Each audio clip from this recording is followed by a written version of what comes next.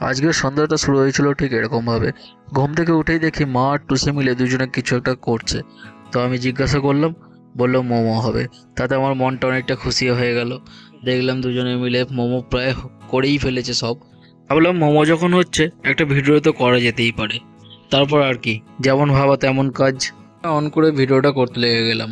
আর এদিকে দেখো টুসির অলরেডি মোমো সব তৈরি হয়ে গেছে।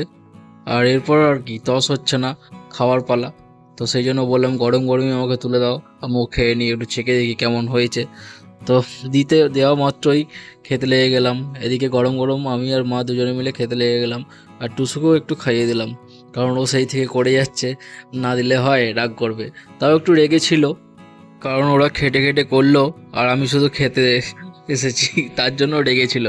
তো ঠিক আছে, চলো আমরা আমরা খাই আর তোমরা আমাদের চ্যানেলটাকে সাবস্ক্রাইব করো। টাটা, দেখা হচ্ছে আবার অন্য কোনো ব্লগে। Bye bye.